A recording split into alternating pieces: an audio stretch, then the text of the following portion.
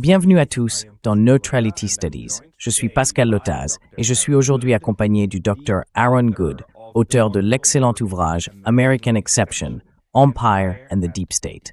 Bienvenue Aaron. Aaron, welcome.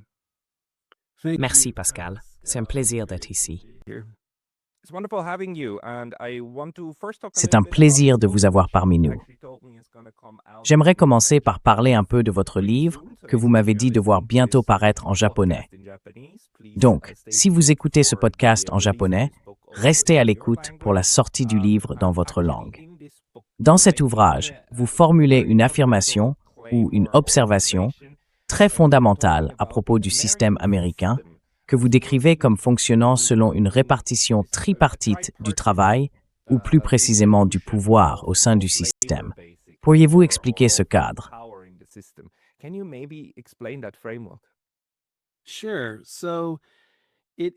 Bien sûr. Donc, il est admis par les personnes qui suivent des cours d'éducation civique aux États-Unis ou qui ont grandi dans le pays que nous vivons dans une démocratie libérale où le peuple est souverain, puisqu'il choisit lui-même ses dirigeants en votant lors d'élections libres et équitables.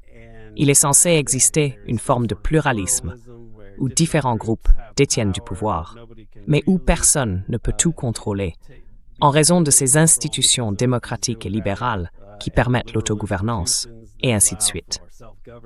Mais cela passe sous silence une grande partie de la manière dont les États-Unis fonctionnent réellement. Tout au long de leur histoire, ils ont été en quelque sorte une entreprise impérialiste et mafieuse, avec, vous savez, le génocide, l'esclavage, l'expansion vers l'Ouest, les guerres contre le Mexique, et ainsi de suite.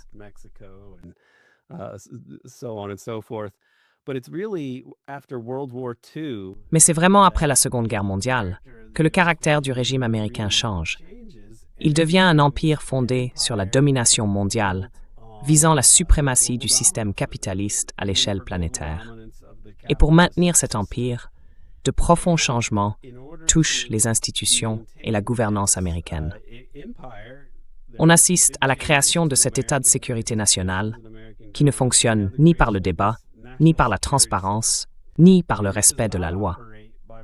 Il possède une longue histoire d'illégalité, des opérations de la CIA consistant, par exemple, à voler le courrier des gens alors qu'elle n'est même pas censée opérer sur le territoire national.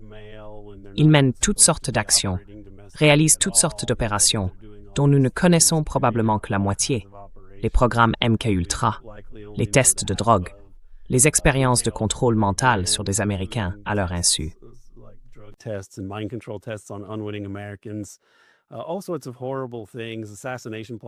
Toutes sortes de choses horribles. Complots d'assassinat à l'étranger, alliances avec des trafiquants de drogue, et ainsi de suite.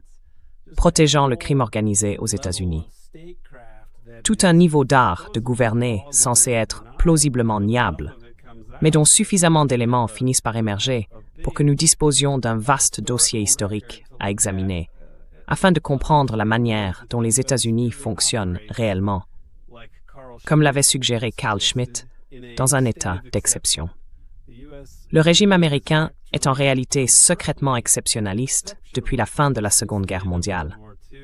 Il ne cesse d'invoquer des urgences successives, essentiellement la conspiration communiste mondiale ou, après le 11 septembre, la guerre mondiale contre le terrorisme, qui serait une sorte de conspiration islamiste terroriste contre laquelle nous serions organisés. Il y a donc beaucoup d'illégalités institutionnalisées.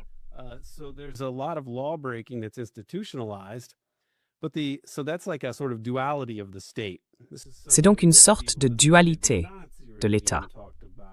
C'est quelque chose dont ont parlé les personnes qui ont étudié le régime nazi, le fait qu'il s'agissait d'un État dual. Il y avait l'État normatif, où les choses fonctionnaient normalement sous la République de Weimar, et ainsi de suite. Mais il y avait aussi le régime nazi, qui affirmait pouvoir enfreindre toutes les lois qu'il voulait, parce qu'il y avait une situation d'urgence et qu'il fallait protéger l'État.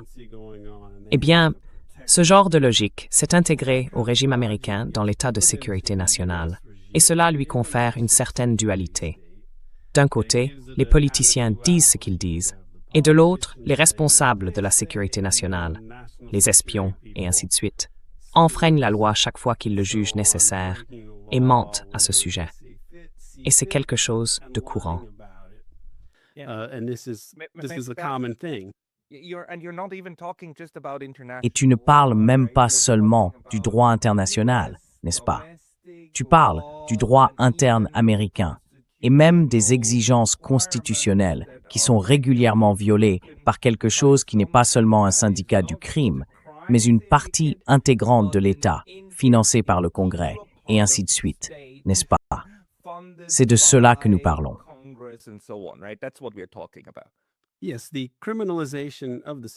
Oui, la criminalisation de l'État aux États-Unis a été la principale force à l'origine de la création des Nations Unies et de la Charte des Nations Unies, de sa rédaction et de sa ratification.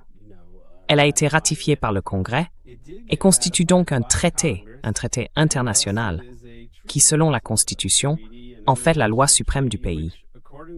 Et la Charte des Nations Unies stipule que les États-Unis ne peuvent pas agir de manière agressive, commettre une agression contre un autre pays, ou même menacer d'une agression contre un autre pays.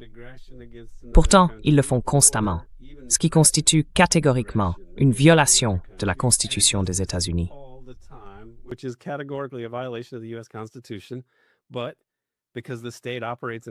Mais comme l'État fonctionne de manière exceptionnaliste, il n'existe aucune institution ni aucun mécanisme juridique permettant de contester la criminalité des États-Unis, à moins qu'un nombre critique de personnes au pouvoir ne décide qu'elles en ont envie. Et c'est un problème si l'on croit en la légalité, et ainsi de suite. Mais il serait impossible de diriger un empire comme l'ont fait les États-Unis, en protégeant le capital investi partout dans le monde, même si cela signifie léser les populations locales. On ne pourrait vraiment pas faire cela légalement. Nous avons donc un système pour le gérer. Mais au-delà de cela, il existe ce que j'appelle un État profond, un terme que j'emprunte à d'autres.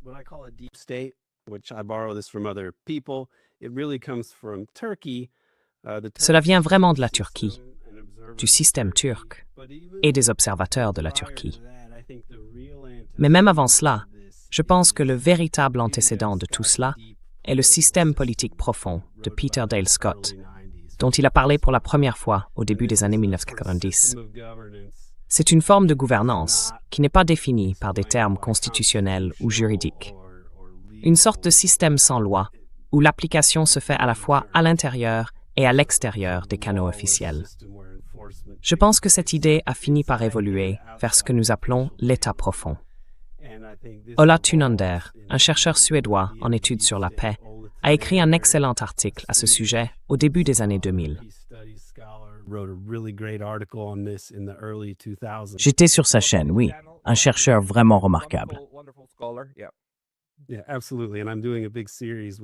Oui, absolument. Et je fais actuellement une grande série avec lui sur le podcast à propos de l'assassinat d'Olof Palme, parce que je pense qu'il est probablement le plus grand expert sur le sujet. Il connaît extrêmement bien le contexte géopolitique. Il y avait quelques personnes qui écrivaient sur ce phénomène d'état profond, et Peter est un bon ami à moi. J'ai également réalisé avec lui une grande série d'histoires orales sur le podcast. Mais l'innovation de l'État tripartite, que je décris dans American Exception, c'est que, au-delà de la bureaucratie formelle des agences de sécurité nationale, le FBI, la CIA, la NSA, le Pentagone, et ainsi de suite, et bien sûr, bien au-delà de la politique démocratique, c'est-à-dire la politique constitutionnelle sur la manière dont le Congrès, la présidence et le pouvoir judiciaire sont censés fonctionner.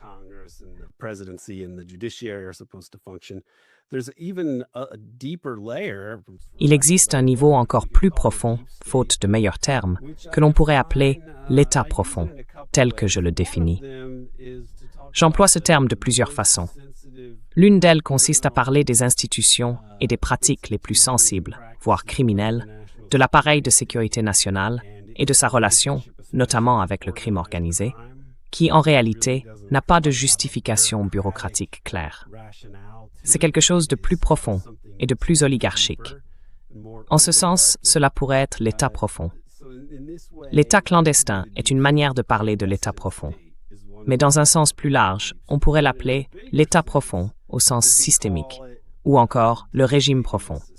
Ce sont toutes ces institutions qui, collectivement, permettent une gouvernance verticale dans une démocratie de façade. Et c'est une autre façon de décrire l'État profond, ou c'est right we un profond. Another way to describe the deep state, or you could call it a deep regime. Hey, very brief intermission because I was recently banned Eh, from YouTube. petite interruption rapide parce que j'ai récemment été banni de YouTube. Et même si je suis de retour, cela pourrait se reproduire à tout moment. Donc, s'il vous plaît, pensez à vous abonner non seulement ici, mais aussi à ma liste de diffusion sur Substack. C'est pacalotas.substack.com. Le lien est dans la description ci-dessous.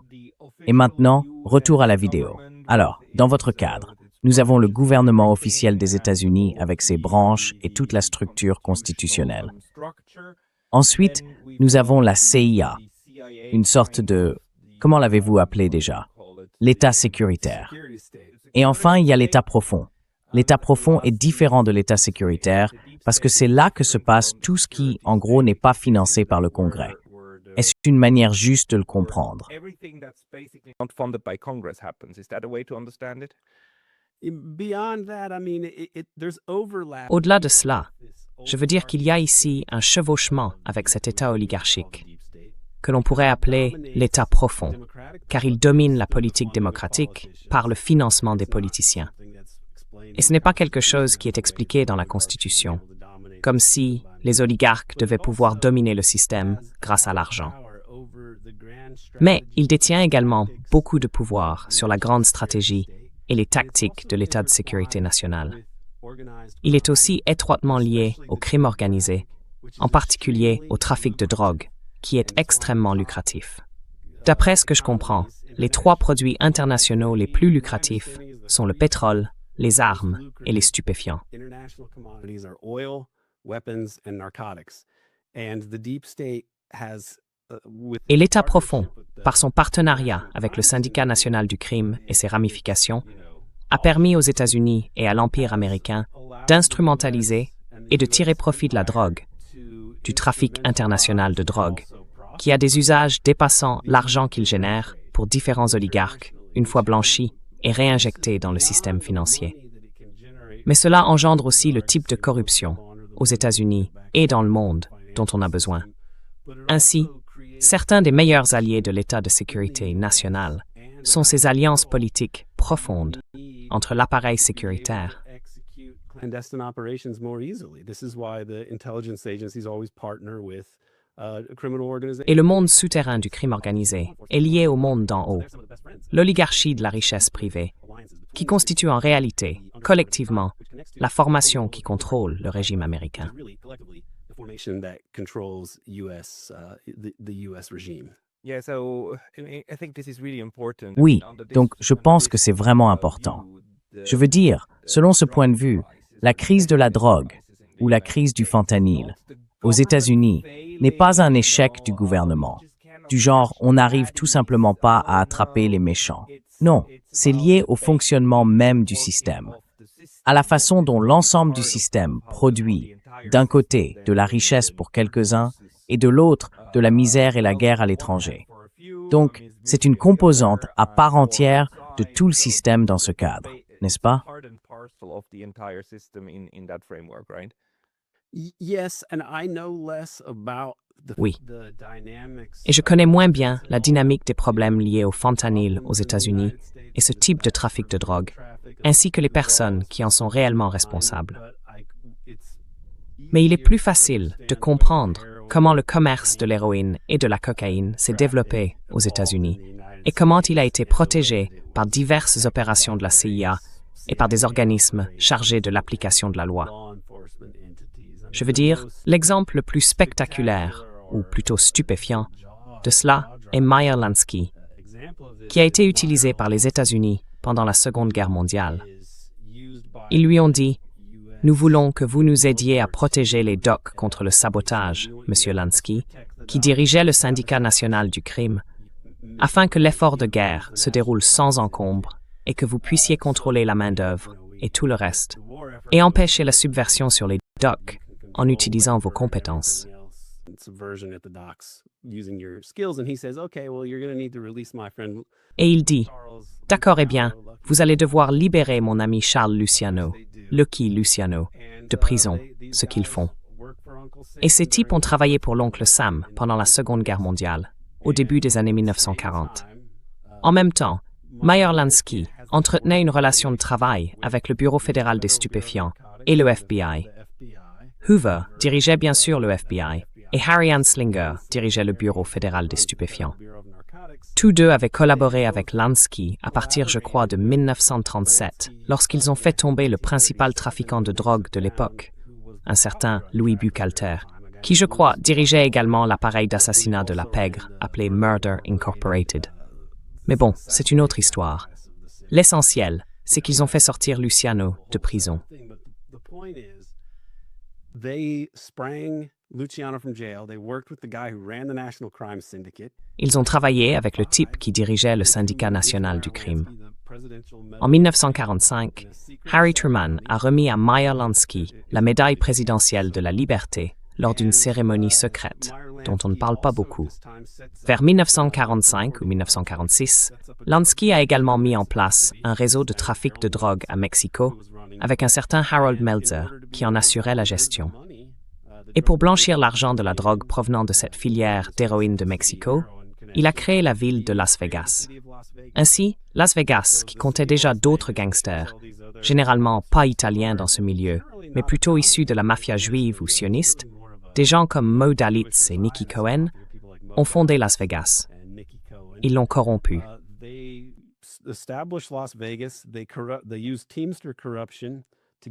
Ils ont utilisé la corruption des Teamsters pour obtenir des prêts, Jimmy Hoffa et tout ça, afin de construire tous ces casinos. Et ils ont créé cette illusion de Las Vegas, qui est ce qu'elle est. Il y a beaucoup de jeux d'argent, de danseuses et d'artistes. Mais la clé devait presque certainement être l'argent de la drogue blanchie là-bas.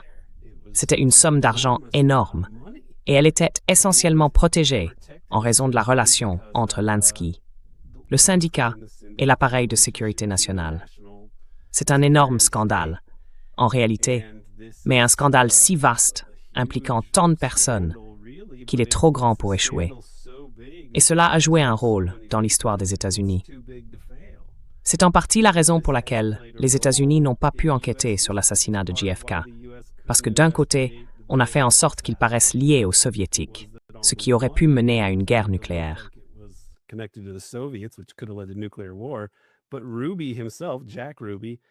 Mais Ruby, lui-même, Jack Ruby, était un gangster, mais pas un gangster italien. C'était plutôt un lieutenant du syndicat, en quelque sorte, ce qui représentait la véritable structure du crime organisé à cette époque. C'était pas une bande d'Italiens, c'était un mythe qui avait été propagé. Je veux dire, il y avait des Italiens, il y avait la mafia, mais ils opéraient plutôt au niveau de la vente au détail. À un niveau supérieur, on trouvait les Teamsters et le syndicat de Lansky, qui s'occupaient de tout le blanchiment d'argent et contrôlaient les arrangements avec le gouvernement, parce que c'était eux qui pouvaient s'en tirer sans jamais être exposés. C'était donc une sorte de branche parallèle de notre système de gouvernance, le syndicat national du crime. Et c'était si obscur et sinistre qu'on ne pouvait pas le révéler, même si on y était opposé pendant la guerre froide, car cela aurait nui à la position des États-Unis dans ce contexte.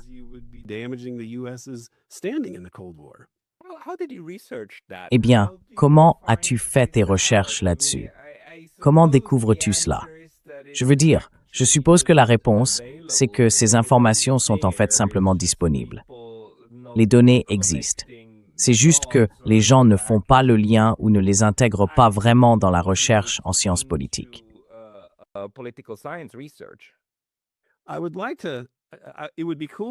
J'aimerais pouvoir dire que j'ai été assez intelligent et assidu pour avoir mené toutes ces recherches moi-même. Mais honnêtement, le meilleur universitaire ayant écrit sur le sujet est Peter Dale Scott, docteur en sciences politiques et professeur d'anglais à la retraite de l'Université de Californie à Berkeley.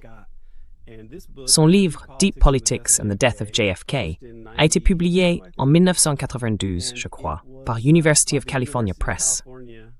une grande maison d'édition universitaire. Il y détaille de nombreuses relations entre les Teamsters, le syndicat du crime et la véritable controverse autour de la nature du crime organisé aux États-Unis.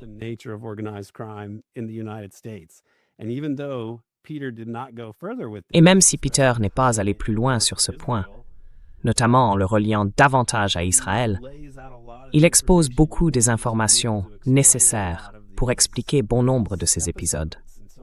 J'ai réalisé toute une série d'entretiens oraux, peut-être une trentaine d'heures. Je ne sais même plus combien exactement. Au fil de ces entretiens, j'ai commencé à lui poser davantage de questions sur ces pistes qu'il n'avait pas explorées. Et beaucoup d'entre elles sont liées au sionisme. C'était vraiment fascinant à découvrir. Un autre livre qu'il a écrit vers 2010, American War Machine, détaille de nombreuses connexions entre le syndicat du crime de Lansky et des figures et oligarques du renseignement sioniste, Tibor Rosenbaum et la famille Rothschild, par exemple.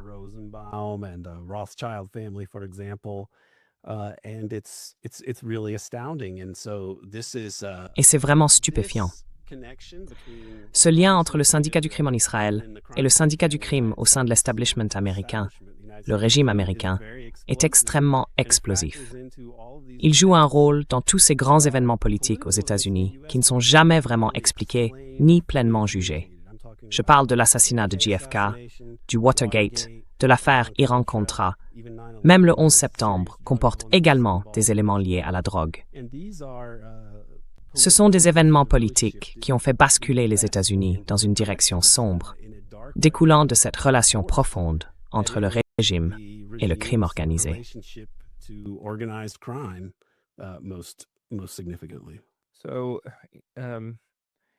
Donc, tu sais, tout type d'État, quel qu'il soit, s'il se définit comme un État ou s'il en est un, il doit d'une manière ou d'une autre gérer la criminalité, non?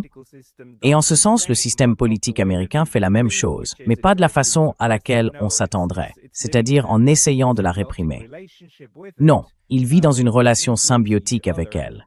Ils s'influencent mutuellement. Et apparemment, il faut qu'on en parle, c'est lié au sionisme et au syndicat du crime ou aux affaires illicites en Israël et avec l'État d'Israël. Donc, démêler tout cela est vraiment difficile. Mais peut-être pourrions-nous commencer par la question suivante. Selon toi, quand ce mode de gouvernance a-t-il commencé? A-t-il toujours existé? Ou est-ce quelque chose qui est...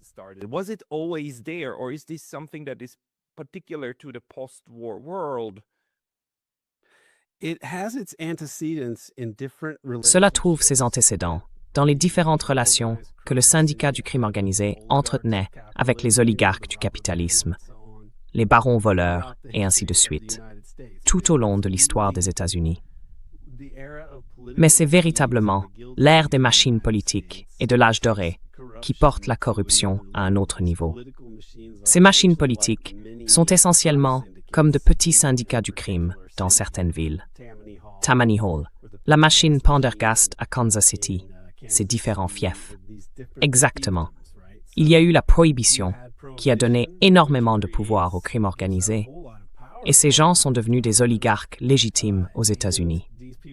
Mais si l'on remonte encore plus loin, certains des principaux oligarques des débuts des États-Unis étaient des personnes qui avaient fait fortune dans ce qu'on appelait le commerce de la Chine, qui était en réalité le commerce de l'opium.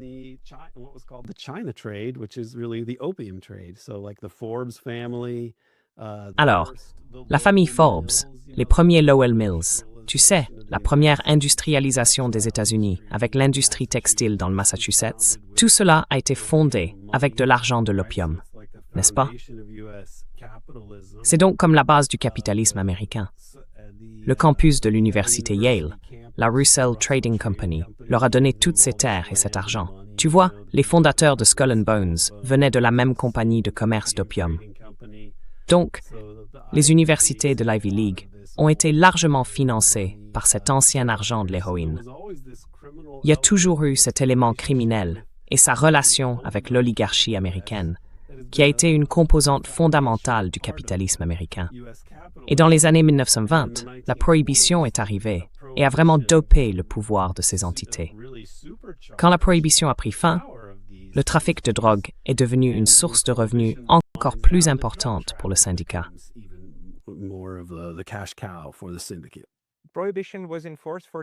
La prohibition a été en vigueur pendant quoi? 10 ou 11 ans?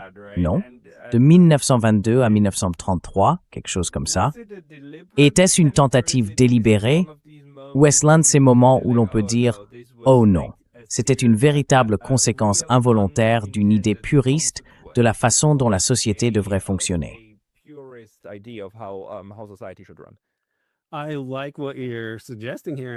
J'aime ce que tu proposes ici. Et la vérité, c'est que je n'en sais rien. Mais la même idée m'a traversé l'esprit. Y avait-il derrière la prohibition des forces politiques profondes, des gens qui comprenaient comment tout cela se déroulerait et qui ont réalisé qu'ils pouvaient en tirer beaucoup d'argent et qui ont donc convaincu les politiciens de la soutenir pour des raisons cachées? C'est tout à fait plausible, car si c'était le cas, ils auraient été très malins. Et la seule chose dans le système américain qui ne change jamais, c'est qu'il est motivé avant tout. Et ensuite, et encore après, peu importe, par la recherche de l'argent et de la cupidité, et par des gens qui échafaudent toutes sortes de plans pour en gagner beaucoup. Donc, cela me semble tout à fait plausible, mais je n'ai jamais vu personne formuler cette idée de manière cohérente. Je n'ai d'ailleurs jamais vraiment cherché non plus. Était-ce un jeu? Précisément, pour que ces gens manipulent la politique de cette façon. C'est possible, je pense, mais je ne peux pas en faire un argument solide.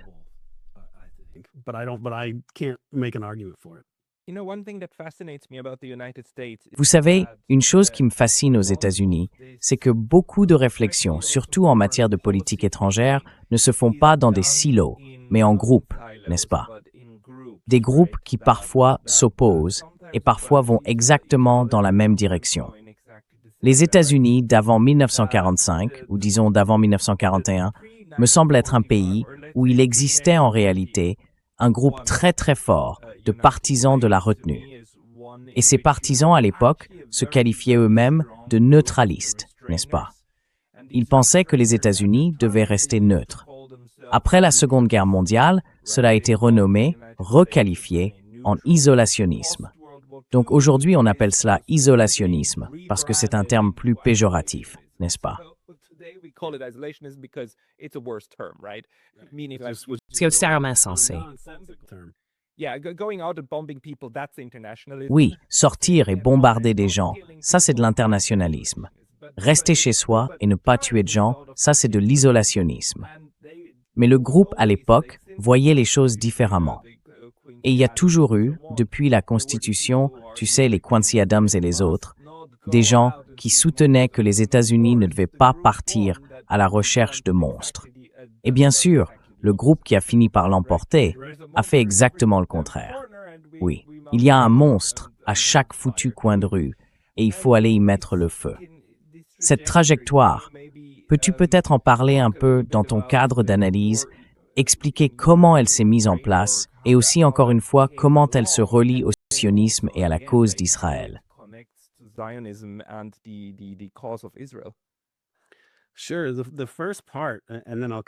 Bien sûr.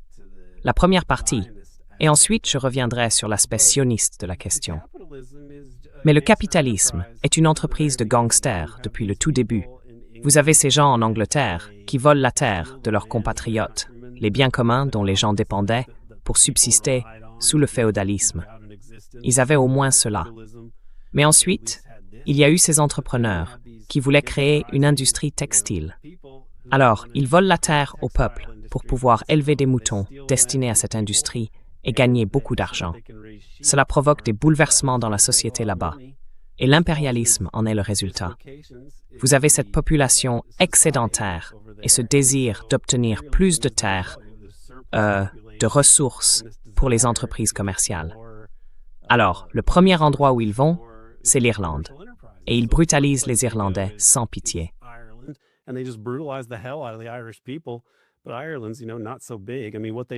Mais l'Irlande, vous savez, n'est pas si grande. Je veux dire, ce qu'ils ont fait a fini par provoquer la famine de la pomme de terre. Et vous savez, il y avait ces figures macabres comme Humphrey Gilbert qui alignait le trottoir ou le chemin menant à sa tente militaire sur la frontière, ils l'alignaient avec des crânes irlandais, des têtes irlandaises tranchées. Oui, c'était vraiment des impérialistes d'une cruauté extrême. Et puis on voit des notes de politique, rédigées pour la couronne ou pour le Parlement, disant, vous savez, nous pourrions aller dans le Nouveau Monde et le coloniser pour grandement soulager le royaume. Et là-bas, il y a pratiquement des terres infinies. Alors ils vont coloniser l'Amérique du Nord. Mais ils ne la colonisent pas pour, disons, des fermiers de subsistance qui ont besoin de nourriture. Ce sont des entreprises commerciales. C'est le capitalisme.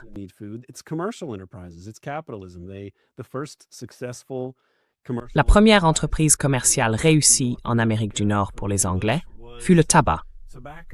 Oui. Et donc, voilà ce qu'ils font. Ils ne cultivent pas le tabac pour le consommer, mais pour le vendre et s'enrichir. C'est ainsi que les choses se passent. Cela conduit finalement à l'esclavage, car les serviteurs sous contrat posaient problème. Ils réclamaient les terres qu'on leur avait promises lorsqu'ils survivaient à leur période d'engagement. On commence donc à dépendre de l'esclavage comme source de main-d'œuvre. Mais la tension entre les colons et l'Angleterre vient surtout du fait que les colons veulent s'étendre vers l'ouest, ce qui provoque des guerres coûteuses, comme la guerre de 7 ans. La Grande-Bretagne ne veut pas qu'ils mènent ces guerres onéreuses, alors elle stationne des soldats en manteau rouge sur place. Enfin, des manteaux rouges, je devrais dire, pas des gardes rouges. Et this is better.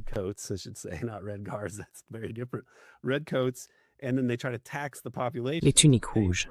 Et ensuite, ils essaient de taxer la population pour les payer. Mais la population ne veut pas, surtout les oligarques qui voulaient s'étendre vers l'ouest. Ils ne voulaient pas payer d'impôts aux Britanniques, qui les avaient aussi endettés et maintenus, tu sais, dans une mauvaise situation. Alors, il y a la guerre d'indépendance.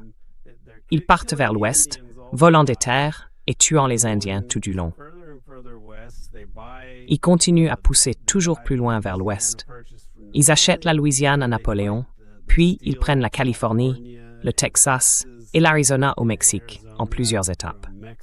D'abord, il y a l'histoire du Texas, tu sais, cette sorte de supercherie ou de rébellion. Puis vient la guerre américano-mexicaine.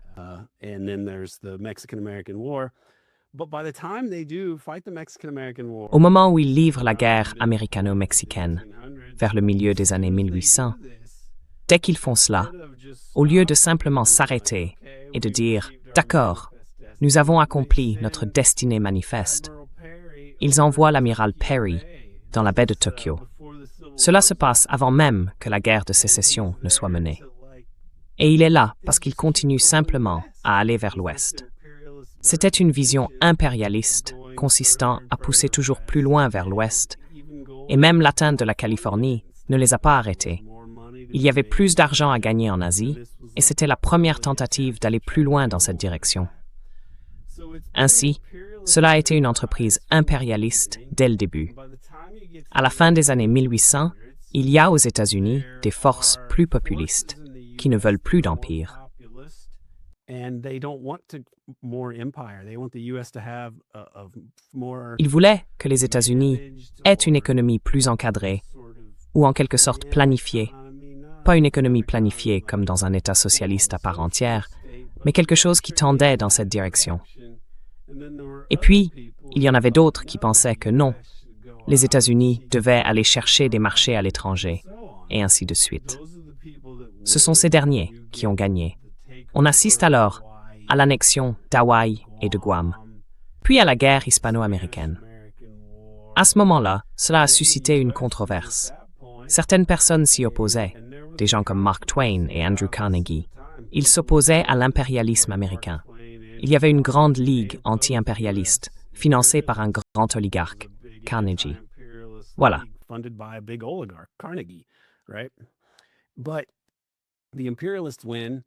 Mais les impérialistes l'emportent. Et les États-Unis finissent par entrer dans la Première Guerre mondiale, qui est elle aussi une entreprise de nature impérialiste, en réalité une guerre entre empires. Puis ils finissent par entrer dans la Seconde Guerre.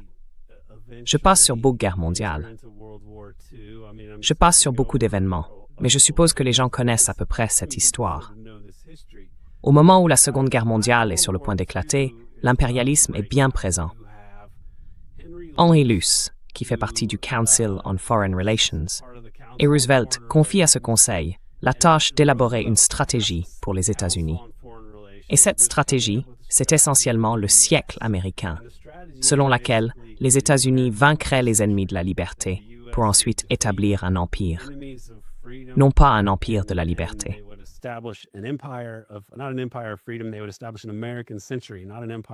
Ils allaient instaurer un siècle américain, non pas un empire, mais un siècle de leadership américain et de libre entreprise, qui serait le modèle pour le monde. Et la démocratie, au lieu du colonialisme, devait représenter la liberté et la démocratie, ce qui allait en réalité être du néocolonialisme. Mais ils ne l'ont pas présenté ainsi. C'est à ce moment-là que les États-Unis ont décidé de viser la domination mondiale du capitalisme, qu'il serait, au lieu d'avoir tous ces différents empires, vous savez, français, néerlandais et britanniques, les États-Unis allaient devenir l'hégémon impérial et qu'ils allaient gérer le capitalisme. Et c'est ainsi que les États-Unis deviennent un empire mondial. Et pour y parvenir, ils ont dû créer des institutions comme la CIA et toutes ces autres agences pour le gérer.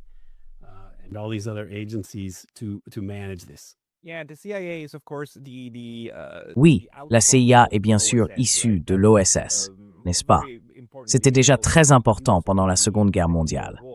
Nous avons donc un changement après 1945, également en ce qui concerne la structure du système politique américain, car cette forme d'organisation tripartite de l'État était différente avant la Seconde Guerre mondiale. Mais bien sûr, elle a évolué, et aujourd'hui, nous avons ce système qui fonctionne, même s'il engendre aussi toutes sortes de problèmes internes.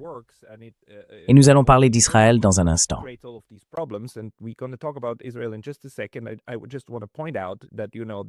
Je veux simplement souligner, vous savez, cette histoire de la façon dont cette exploitation s'est produite. Elle continue encore aujourd'hui.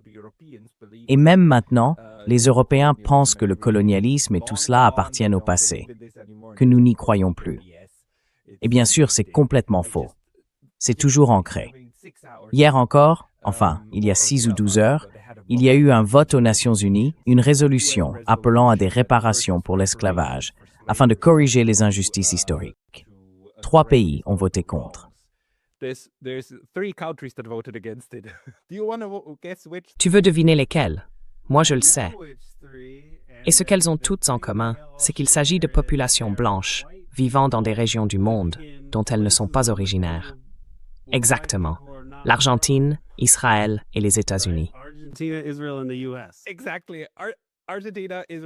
Exactement.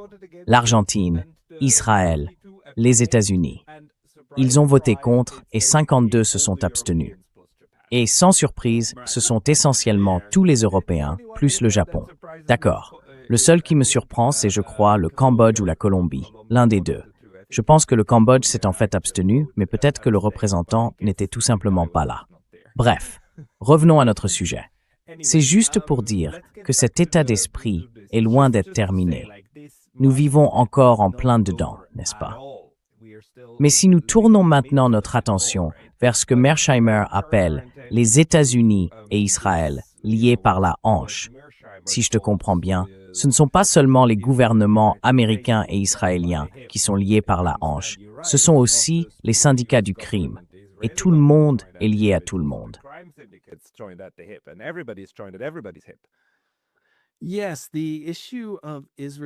Oui, la question d'Israël et du sionisme est très controversée aux États-Unis. Il y a eu un embargo en 1948. C'était la politique officielle lors de la création d'Israël. Mais des personnes comme Meyer Lansky et Jimmy Hoffa faisaient partie des principales figures. Et je crois que Mo Dalitz et Mickey Cohen étaient également impliqués. Les chefs du crime organisé, oui, comptaient parmi les principaux fournisseurs d'armes aux sionistes. Et ils sabotaient aussi les cargaisons destinées aux Arabes.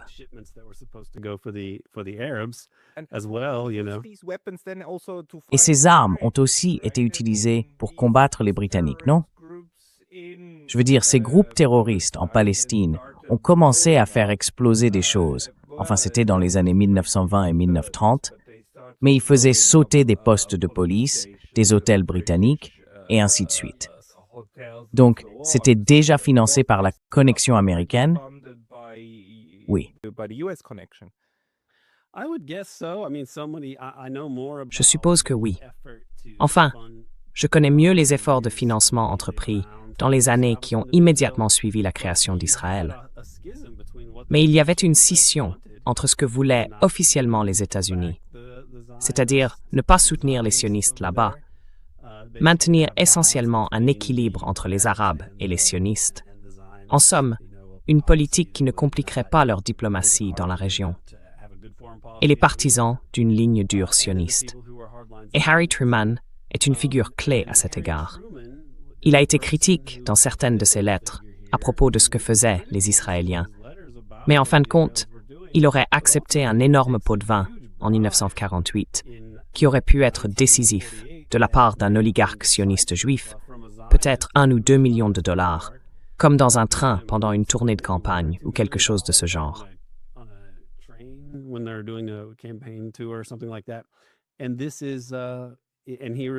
Et c'est à ce moment-là qu'il reconnaît l'État d'Israël. C'est donc déjà une sorte de coup de force, car d'autres personnes, comme le secrétaire à la Défense James Forrestal, y étaient farouchement opposés. Mais les démocrates, surtout Truman, plus que Roosevelt, car Roosevelt appartenait plutôt à l'ancienne élite, des figures comme Harry Truman et LBJ représentaient le côté le plus corrompu du Parti démocrate.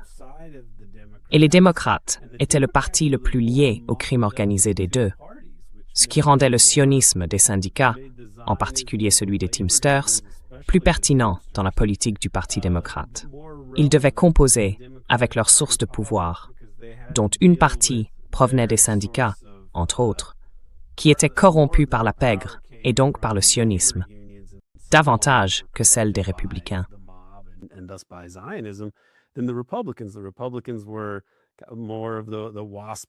Les républicains étaient plutôt du genre WASP, essentiellement des gens d'affaires conservateurs. C'est de là que venaient leurs oligarques. Et cela nous aide à comprendre pourquoi, en 1956, lorsque la Grande-Bretagne, la France et Israël ont tenté le coup de Suez, Eisenhower n'a pas voulu en entendre parler. Il était arrivé au pouvoir porté par l'argent de Standard Oil. Et Standard Oil, Aramco, les Rockefeller, ils représentaient une autre formation politique, pas particulièrement pro-israélienne. C'est pourquoi, en 1956, ils ont mis fin à la tentative d'annexion israélienne. Mais en 1967, avec LBJ au pouvoir, c'était leur homme, et la guerre de 1967 a éclaté. Ils ont occupé une plus grande partie de la Palestine, la Cisjordanie et Gaza notamment, qu'ils occupent encore aujourd'hui, et où ils essayent de commettre un génocide, tu vois.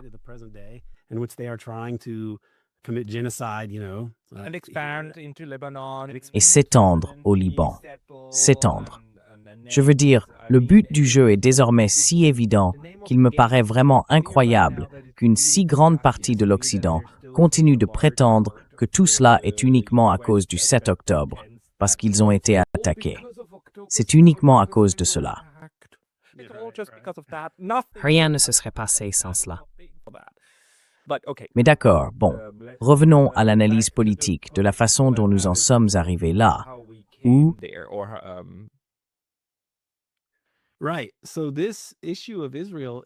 D'accord. Donc cette question d'Israël est controversée. Et un aspect de celle-ci, qui sous-tend le pouvoir d'Israël, comme je le disais, c'est le syndicat du crime et le trafic de drogue protégé. C'est cet élément radioactif de la politique qui ne peut pas être exposé. Et c'est en partie ainsi qu'ils ont pu s'en tirer avec l'assassinat de JFK. JFK était la figure qui cherchait à aller encore plus loin qu'Eisenhower, c'est-à-dire à tenir tête aux sionistes. JFK soutenait le nationalisme du tiers-monde. C'était un guerrier de la guerre froide, mais il a essayé d'y mettre fin.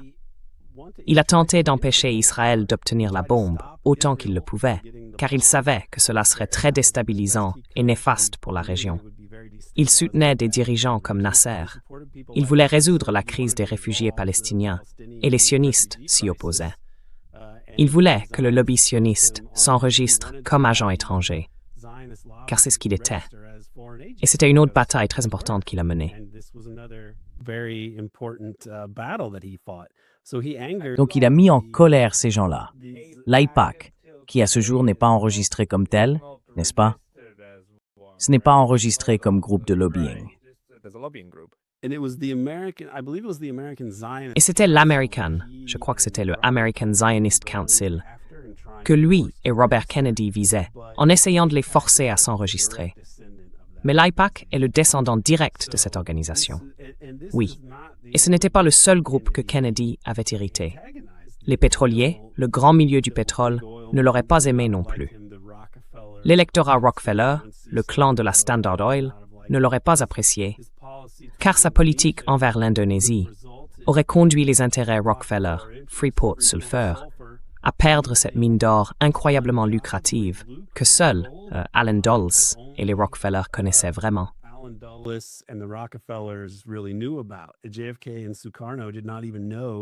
JFK et Sukarno ne savaient même pas que, sur l'île de Papouasie occidentale, se trouvait le plus riche gisement d'or de toute l'histoire humaine, la mine de Graberg.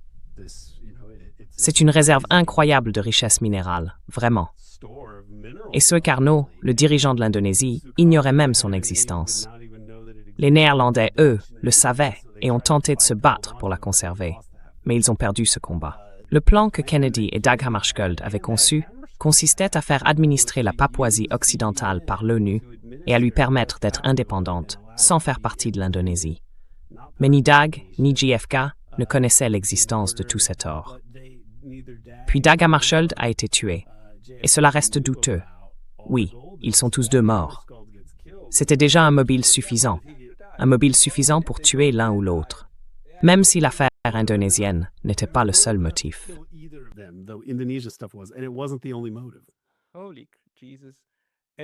Saint Jésus. Et puis bien sûr, l'affaire de l'Indonésie nous est présentée aujourd'hui comme l'un de ces cas où les États-Unis sont devenus un peu fous à l'idée de combattre le communisme, n'est-ce pas? Ce qui constitue une excuse merveilleuse, vraiment merveilleuse, pour ce genre d'extraction néo-impériale des ressources. Comment l'histoire s'est-elle terminée? Je ne savais pas. Je n'en avais aucune idée.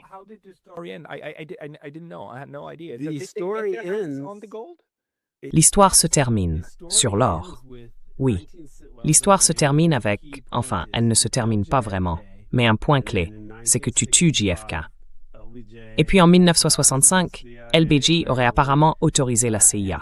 Je pense que les services de renseignement britanniques sont aussi impliqués, ainsi que certaines figures japonaises comme Kodama et d'autres agents douteux liés aux États-Unis. Ils orchestrent une sorte de coup d'État qui tourne mal, appelé le mouvement Gestapo, ou le mouvement du 30 septembre. Cela permet à Suharto de prendre le pouvoir et de lancer ensuite cette purge de tous les communistes sur place. Ils assassinent entre 500 000 et 2 millions de personnes pour installer Suharto au pouvoir. Et Suharto est une marionnette des États-Unis.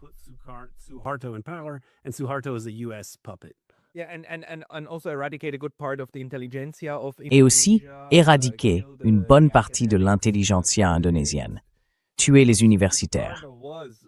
Et Sukarno faisait partie bien sûr de ce type de mouvement nationaliste et souverainiste, avec les autres qui ont fondé le mouvement des non-alignés, et ainsi de suite. Mais ce type a été renversé avec l'aide des États-Unis, soi-disant pour lutter contre le communisme, mais aussi d'un autre côté pour mettre la main sur cette mine d'or. Et ont-ils obtenu la mine d'or? Je veux dire, ont-ils mis la main sur tout ça?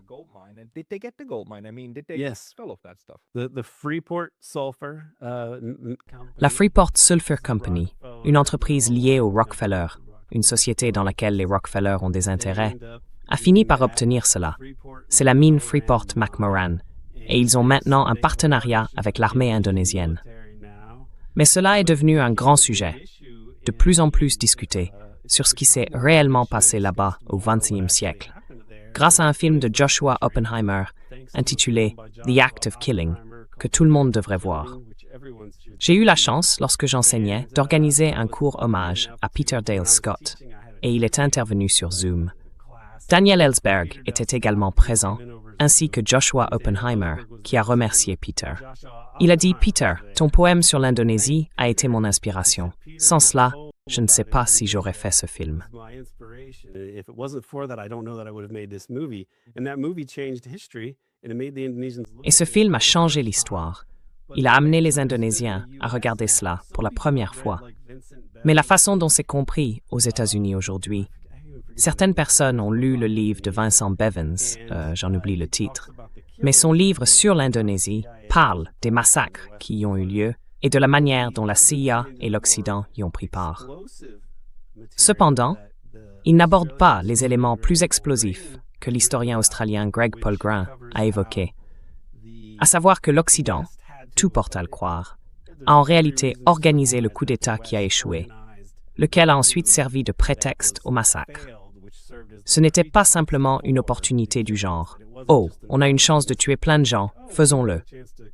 Ils ont tout mis en place. Et Greg Polgrin a très bien écrit à ce sujet dans plusieurs ouvrages.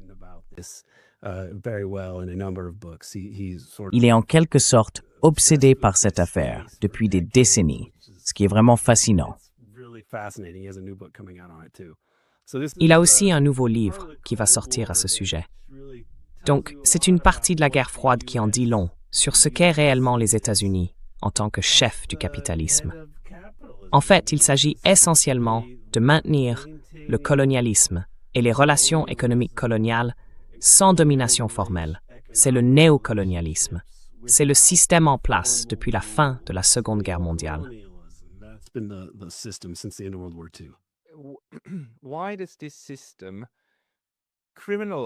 Pourquoi ce système existe-t-il? Sur quoi repose-t-il exactement? Est-ce une manière pour les élites au pouvoir de maintenir leur primauté en veillant à ce que personne d'autre ne puisse les concurrencer dans ce domaine?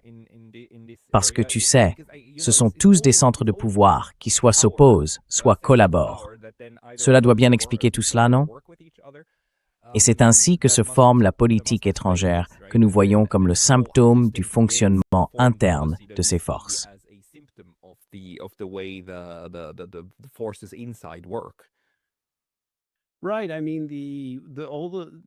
D'accord.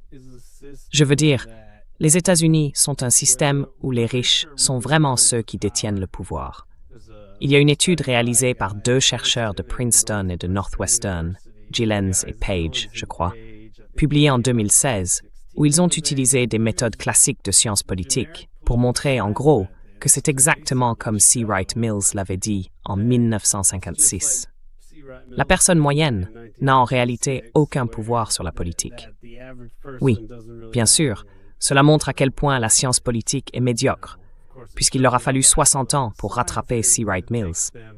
Mais bon, ils aiment leur modèle de régression et tout ça. Oui, mais c'est ça, les États-Unis. Donc si les riches contrôlent la politique étrangère et que vous êtes le pays le plus puissant militairement et économiquement au monde, alors vous allez vouloir tout ce qu'il y a dans le monde qui mérite d'être possédé et qui est vraiment lucratif.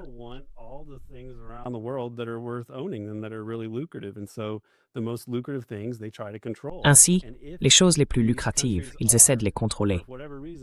Et si ces pays, pour une raison ou une autre, élisent des nationalistes ou des socialistes à tendance nationaliste, comme Salvador Allende, Mossadegh ou Sukarno, si ces personnes arrivent au pouvoir, elles sont renversées. Parce que Sukarno, par exemple, a nationalisé le pétrole et ce gigantesque gisement d'or, ou Mossadegh en Iran avec le pétrole, ou Lumumba et l'immense richesse minérale du Congo, et ainsi de suite, ou Kwame Nkrumah au Ghana. Tous ces dirigeants étaient des nationalistes qui voulaient que les ressources de leur pays servent leur propre peuple. Allende au Chili, n'est-ce pas? Même des figures libérales modérées comme João Goulart au Brésil. Les États-Unis s'en débarrassent simplement. Je veux dire, on pourrait avoir une nécropole de dirigeants et de peuples tués par les États-Unis, et la population totale se chiffrerait en millions. On pourrait dire,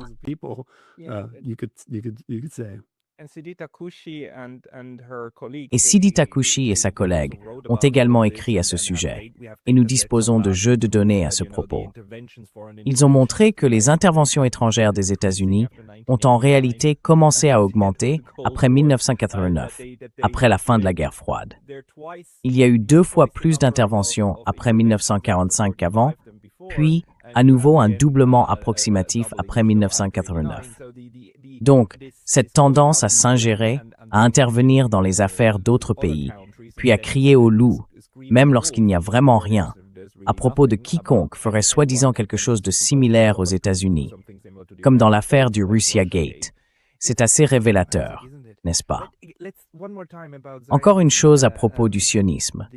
Considérez-vous les résultats politiques que nous observons comme faisant partie du fonctionnement de ces États, y compris leurs éléments criminels, mais soutenus par une motivation religieuse? Ou bien le sionisme lui-même, la motivation religieuse, n'est-il qu'une façade destinée à être montrée à tous, alors qu'il se passe autre chose en arrière-plan?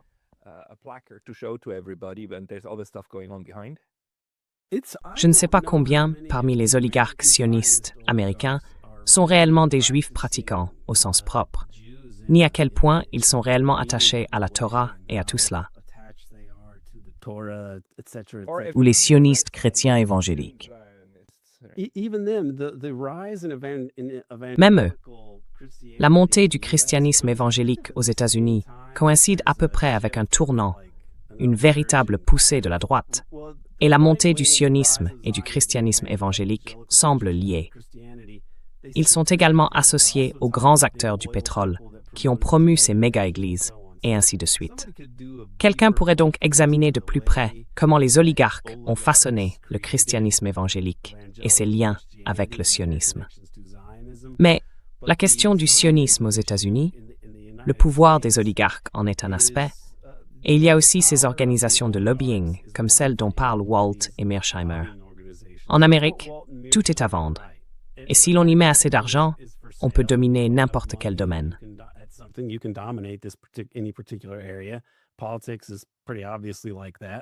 La politique est assez clairement comme ça.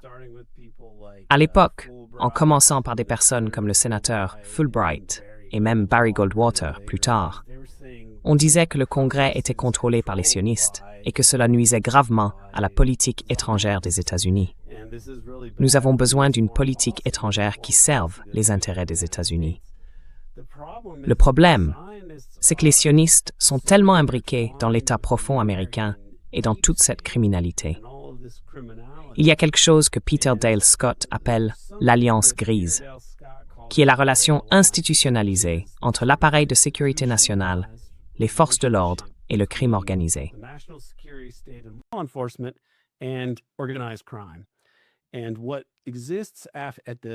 Ce qui existe au début de la Seconde Guerre mondiale, et en gros jusqu'en 1970, c'est l'Alliance grise, caractérisée par le syndicat du crime, le syndicat Lansky, ou ce qu'on pourrait appeler le syndicat Lansky-Teamster-Mafia. Cela remonte, disons, à la fin des années 1930, et cela dure jusqu'en 1970. Puis quelque chose se produit en 1970, Meyer Lansky est inculpé. Et avant cela, en 1969, il y a eu un article. Je crois qu'il était signé Anthony Lukacs ou Lukacs, je ne me souviens plus de son nom. C'est l'homme qui a écrit sur le Watergate. L'article portait sur le Council on Foreign Relations.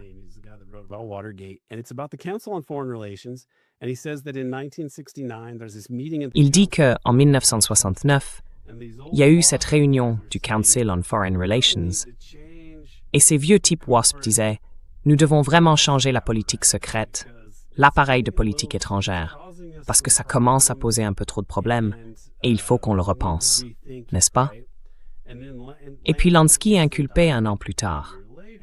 Mais je pense que ce qui s'est passé, c'est que cette relation, le syndicat et la proximité qu'il entretenait avec des gens comme James Angleton à la CIA, Hoover au FBI et Anslinger au Bureau fédéral des stupéfiants, a été comprise comme étant devenue une partie plus importante de la politique étrangère des États-Unis qu'elle n'aurait dû l'être.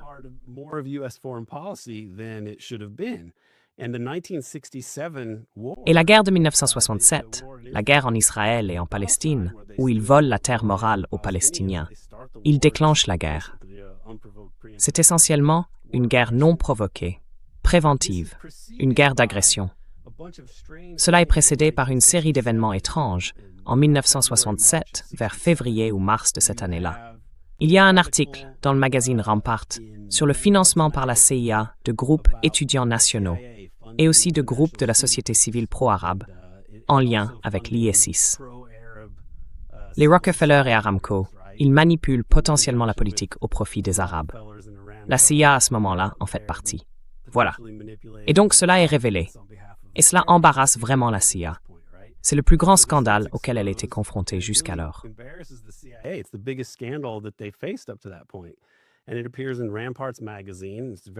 cela paraît dans le magazine Rampart. C'est très étrange quand on s'arrête pour regarder qui l'a écrit. Le type qui a rédigé l'exposé s'appelait Sol Stern. Il est né en Palestine, mandataire. Et très peu de temps après la parution de cet article, le tout premier qu'il ait jamais écrit, c'est une bombe qui change l'histoire. Plus tard, il devient un homme de droite pour le reste de sa vie. Un néoconservateur écrivant sur à quel point les Palestiniens sont terribles, et ainsi de suite. Donc c'est très intéressant. Il y a aussi l'acte d'accusation de Jim Garrison contre Clay Shaw en 1967, et il en rend la CIA responsable. Il essaie essentiellement de poursuivre la CIA en justice pour complot visant à assassiner le président. Et c'est aussi un choc pour la CIA de se retrouver dans les journaux de cette manière. La personne qui a dit à Jim Garrison d'enquêter sur cette affaire était l'un des individus les plus corrompus par les Teamsters aux États-Unis. Le sénateur Russell Long, le fils de Huey Long. Et Huey Long, vous savez, sa machine politique avait des liens avec Lansky et toutes sortes de corruption, et ainsi de suite. Et la troisième chose qui se produit en 1967, à peu près à cette époque, c'est un article de Jack Anderson. C'était un grand chroniqueur syndiqué avec Drew Pearson, l'un des principaux chroniqueurs des États-Unis, où ils affirmaient que la CIA collaborait avec la mafia pour assassiner Castro. Et cela a peut-être eu un effet de retour sur JFK d'une certaine manière, non?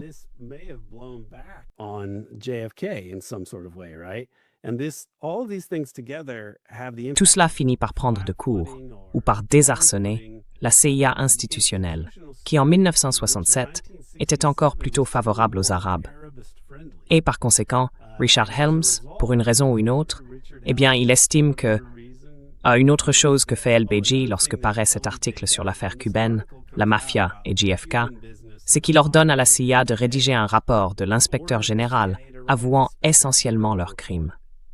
Ce rapport aurait vraiment pu détruire la CIA s'il l'avait voulu. Il les tenait donc dans le creux de sa main, et c'est un fervent sioniste. Et tout cela se passe à la veille de la guerre des 6 jours, quelques mois avant qu'elle n'éclate.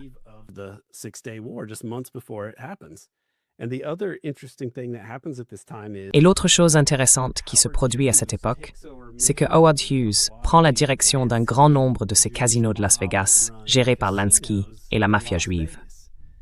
Ce qui est significatif, c'est que Hughes a tous ses contrats avec le gouvernement. Vous savez, avec la CIA, le Pentagone, l'industrie aérospatiale, et ainsi de suite. En fusionnant cette organisation avec la mafia de Vegas et le syndicat, cela les isole encore davantage de tout examen. Du moins, c'est ainsi que je l'interprète. Ce sujet est abordé dans le livre peu connu de Peter, Crime and Cover-Up, CIA, the Mafia, the Dallas Watergate Connection. C'est un livre vraiment difficile à trouver.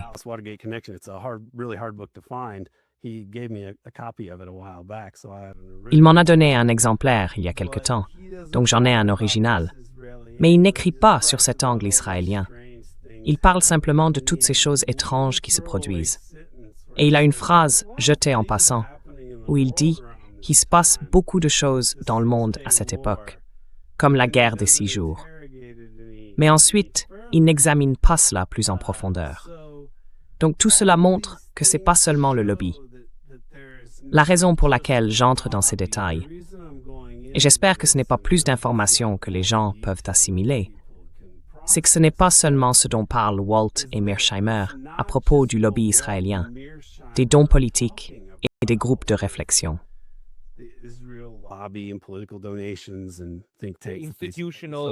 Les formes institutionnelles et manifestes de financement du processus politique américain. Il existe également toute une partie clandestine, le financement du versant caché du processus politique aux États-Unis. Oui. Et un certain nombre d'hommes politiques, disons que le chantage sexuel en fait partie intégrante. Oui, avant Epstein. Donc, vers 1970, je pense qu'une partie de l'establishment américain veut modifier cela. Nixon déclare la guerre à la drogue. Meyer Lansky est inculpé, s'enfuit en Israël et y reste jusqu'à la fin de 1972, après l'arrestation des cambrioleurs du Watergate. Et les cambrioleurs du Watergate sont arrêtés et emprisonnés. Mais si l'on enquêtait réellement sur ces types, on verrait sans doute qu'ils remontent à l'assassinat de Kennedy. Certains de ces personnages, comme Frank Sturgis par exemple, dès que Kennedy est tué, Sturgis est en Floride, en train de diffuser de fausses informations pour faire croire que les Cubains, comme Castro, étaient impliqués dans l'assassinat.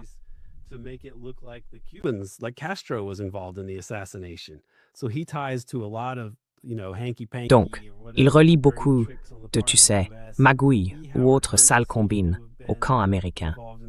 E. Howard Hunt semble avoir été impliqué d'une manière ou d'une autre dans l'assassinat de Kennedy. James McCord aussi, c'est le plus mystérieux de tous, d'une certaine façon. Il semble rendre compte directement à Angleton, mais on se retrouve avec une situation similaire dans l'assassinat de JFK et dans le Watergate. Dans l'assassinat de JFK, tu as Jack Ruby en prison, et c'est un lieutenant du syndicat lié au trafic de drogue. C'est un informateur du FBN et du FBI. Il connaît tous les flics. Il est vraiment impliqué dans le trafic de drogue protégé à Dallas.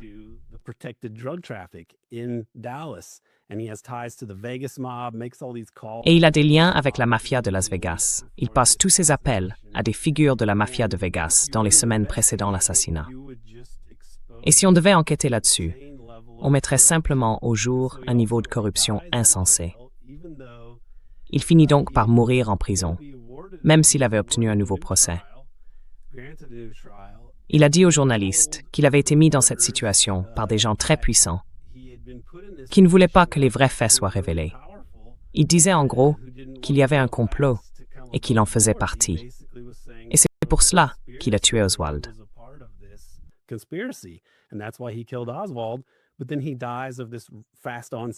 Mais ensuite, il meurt d'un cancer à évolution rapide en prison. Et il avait été déclaré fou après un épisode psychotique.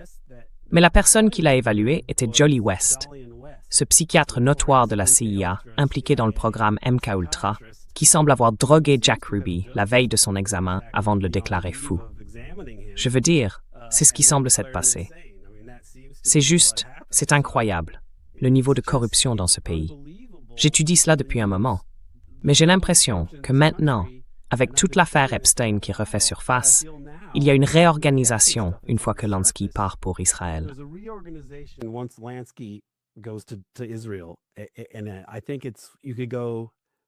Je pense qu'on peut passer de l'ère du syndicat à ce qu'on pourrait appeler l'ère de la pieuvre, une nouvelle configuration pour ce type d'appareil. Nixon finit par tomber, écarté à cause de ce qu'il essayait de faire. Il y a donc une sorte de paix conclue entre ces différentes factions, des Américains plus WASP et conservateurs comme George H.W. Bush et les Rockefeller, et ceux qui allaient devenir les néoconservateurs.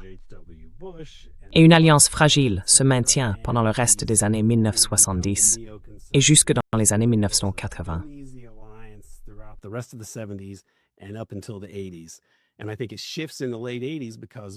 Et je pense que cela change à la fin des années 1980. Parce que Reagan, des gens comme Reagan, H.W. Bush et Barry Goldwater, des Américains conservateurs, oui, des impérialistes américains, pas des gens avec qui je suis d'accord, mais ils affirmaient catégoriquement qu'il devait y avoir un État palestinien, qu'il fallait s'occuper de cette question. Et c'est à ce moment-là qu'ils commencent à parler de cette manière quand le scandale de l'Iran-Contra éclate. Il y a toute une période de guerre politique et de fuite. C'est un peu comme un autre Watergate, parce que c'est ça, Watergate. Ils se balancent tous des informations les uns sur les autres. Nixon renvoie le directeur de la CIA et demande à son nouveau directeur de déterrer les bijoux de famille pour vraiment tenir la CIA par les bijoux de famille. Tu vois? Parce qu'il pense que la CIA est derrière Watergate. Tout cela, hivs politique pendant ces deux périodes. Political warfare during both of these periods. And what ends up happening after Et ce qui finit par se passer après la défaite de H.W. Bush, c'est que Bush envoie spécifiquement son secrétaire d'État à l'AIPAC pour dire « pas de grand Israël », n'est-ce pas? James Baker, en mars ou en mai 1989. Et le dernier acte de Reagan, en quittant ses fonctions, en substance, a été de reconnaître l'OLP sur le pas de la porte. Ainsi, tout est en place pour vraiment donner aux Palestiniens un État et désamorcer ce problème néoconservateur israélien dans la politique américaine. Car c'est bien de cela qu'il s'agit, du grand Israël. Et que se passe-t-il? Une multitude de scandales éclatent. On commence à parler d'Israël, de la surprise d'octobre de 1980 pendant cette période, de l'affaire Iran-Contra, du trafic de cocaïne. Il y a le scandale Franklin, qui est en quelque sorte un précurseur du scandale Epstein. Cela apparaît dans les médias. Les documentaires sur Gladio sont diffusés sur la BBC, qui, pour une raison étrange, se montre soudainement intéressée à révéler les secrets de la CIA et ses crimes, précisément à ce moment-là.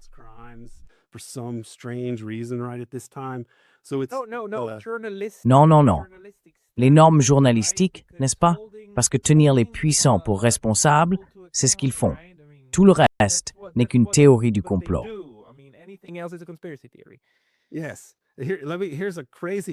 Oui, voici un aspect complètement fou de l'affaire, et celui-là me déprime vraiment.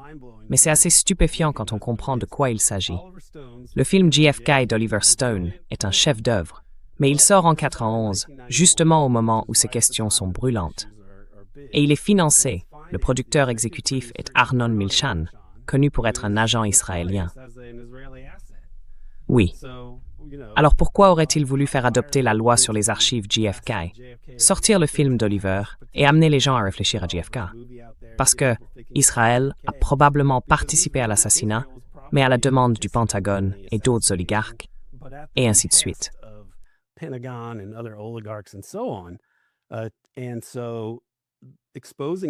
Révéler ces choses, c'est un peu comme l'opération Epstein de chantage, sauf qu'ici, on fait chanter tout le régime américain pour ses crimes et l'assassinat de JFK, ce qui, si on l'examinait de près, mènerait aussi aux alliances liées au trafic de drogue. C'est ce qui se passe à cette époque. Cela semble être une grande partie de la raison pour laquelle Israël a le pouvoir de faire chanter les États-Unis, parce que l'Empire américain est une entreprise criminelle. Il ne pourrait pas faire cela sans l'essence mafieuse de l'impérialisme américain, de l'impérialisme occidental, ou simplement du capitalisme, si l'on veut être franc.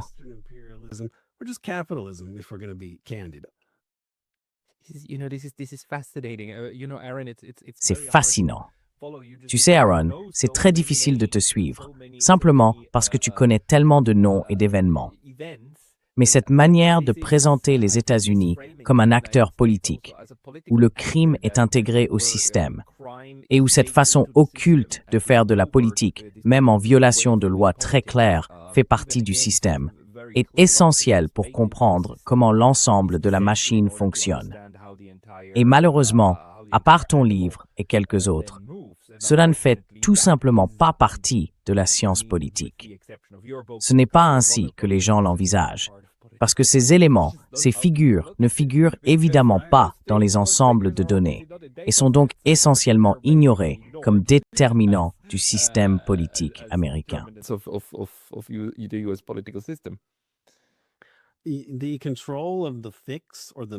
Le contrôle du fix, ou du métafix, ou du deep fix, peu importe comment on l'appelle, c'est-à-dire la capacité de faire protéger ses profits illicites lucratifs et ses opérations par l'État, est très important. Cela devient un outil de politique étrangère. Remarquez que lorsque les États-Unis s'impliquent en Asie du Sud-Est, la région devient la capitale mondiale de la production d'héroïne. Après le Vietnam, la production d'héroïne chute drastiquement, puis elle augmente en Afghanistan, parce que c'est là que vont les États-Unis. C'est la même dynamique.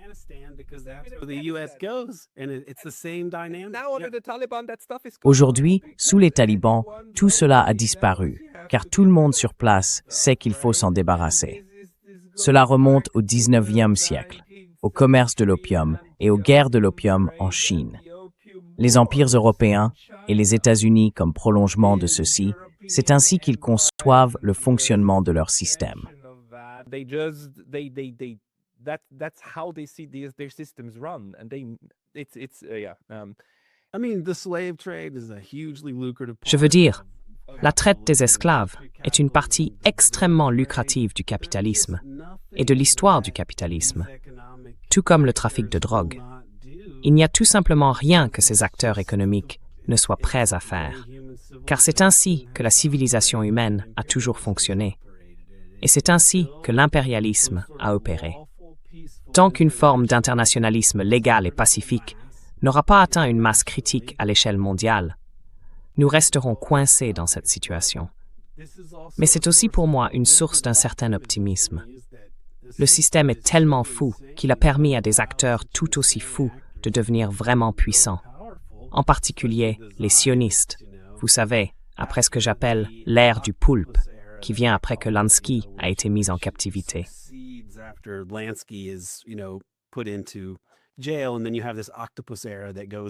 Et puis il y a cette ère du poulpe qui s'étend d'environ 1970 jusqu'à George W. Bush. D'accord. Mais je pense que ce qui se passe après, c'est une sorte de triomphe sioniste lorsqu'ils battent George H.W. Bush, ce qui fut une élection étrange. Je pense que Ross Perot, le candidat du troisième parti, était probablement un agent d'Israël, précisément pour les aider à gagner. Et je dis cela souvent, par logique, mais aussi parce que j'ai découvert récemment que Ross Perot Jr. avait obtenu une concession pétrolière extrêmement lucrative au Kurdistan, dans les zones kurdes, où du pétrole volé en Syrie aurait été introduit clandestinement en Turquie, puis livré à Israël. Donc, pour moi, c'est comme si, d'accord, il faisait partie de ce milieu.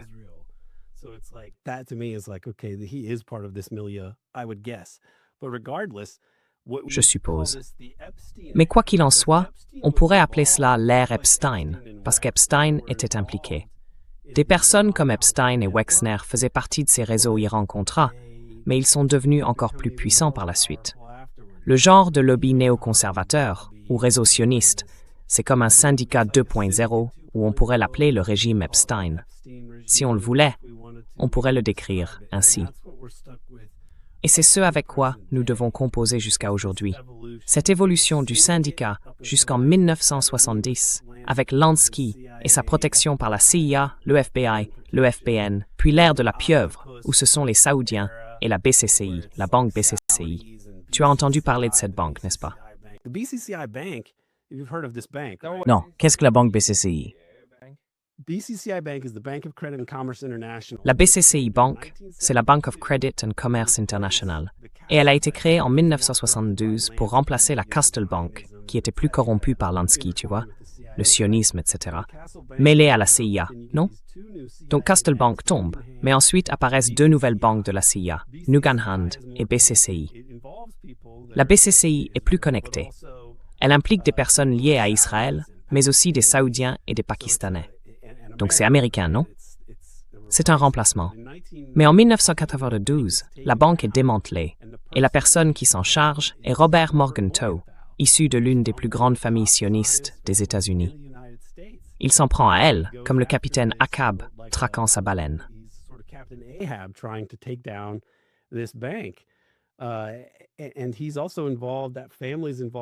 Et il est également impliqué, enfin, cette famille est impliquée dans d'autres aspects étranges de la relation entre les États-Unis et Israël. Par exemple, ils ont participé à l'acquisition de la bombe par Israël, pour ne citer que cela.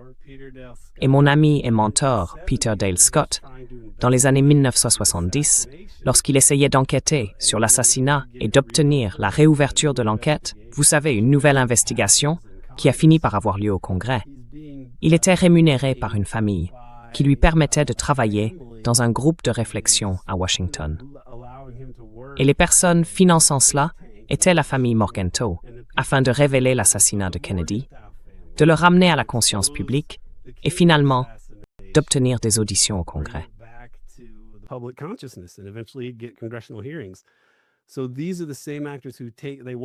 Donc, ce sont les mêmes acteurs qui veulent révéler l'implication de la CIA dans l'assassinat de JFK, je pense pour des raisons de chantage politique.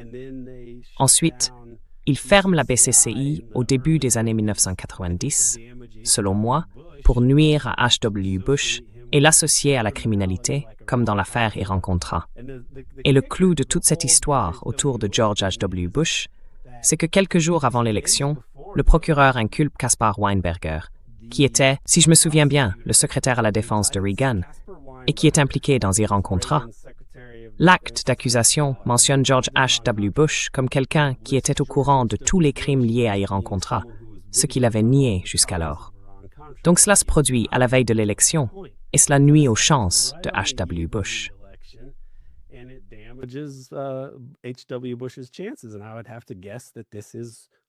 Et je suppose que si quelque chose d'aussi inhabituel s'est produit, c'est parce qu'il y avait des acteurs politiques qui étaient vraiment opposés à H.W. Bush.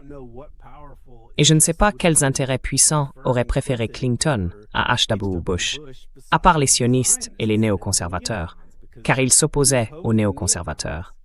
Il a dit « Débarrassez-vous du grand Israël », et il n'a pas voulu aller jusqu'à Bagdad pour renverser Saddam Hussein. Il avait une autre idée de la manière dont les États-Unis devaient gérer ces choses. Et après cela, c'est comme si les sionistes et les néoconservateurs dominaient. Il y a un consensus dans la politique américaine qui commence avec la défaite de George H.W. Bush.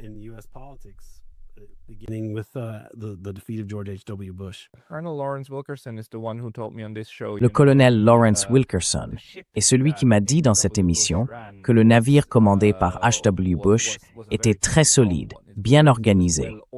Et il envoyait des notes aux cinglés, comme il les appelait, en disant « Non, nous n'allons pas faire ça. Nous n'allons pas bombarder tous ces gens. Nous n'allons pas risquer une guerre à ce niveau-là. Non, nous n'allons pas faire ça. » Donc, c'était un homme du refus, dans le sens où il ne voulait pas d'escalade. Et cela allait, bien sûr, A, à l'encontre des néoconservateurs, B, à l'encontre des sionistes. Eh bien, c'est la même chose. Oui, Aaron, il y a tellement d'histoires à démêler et tant de liens entre tout cela. J'aimerais vraiment te réinviter. Peut-être pourrions-nous aussi organiser un débat à un moment donné sur ce sujet, peut-être avec Jeffrey Sachs ou quelques autres.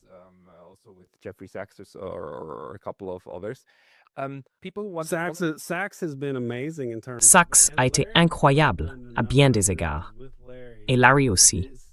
J'ai fait plusieurs entretiens avec Larry, mais il est remarquable en tant que défenseur d'un internationalisme pacifique et respectueux du droit, et il a le courage de dire des choses très très proches de ce que je dis moi-même. J'ai vraiment le plus grand respect pour lui en ce qui concerne les universitaires occidentaux.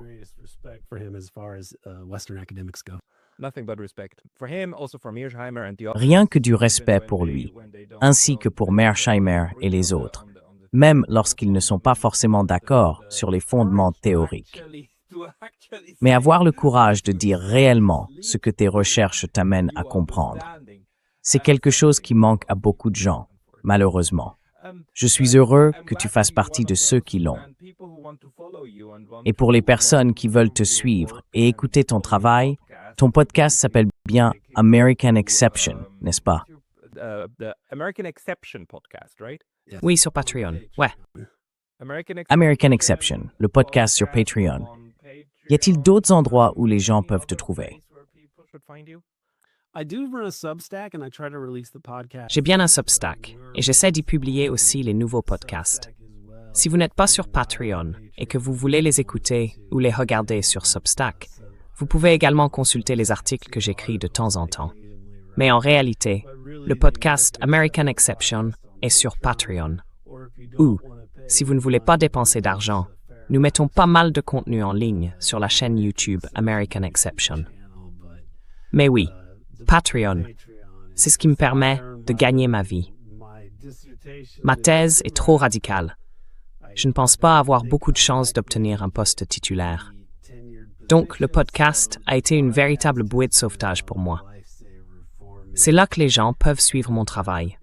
Nous avons environ 300 épisodes, donc il y a déjà beaucoup de contenu.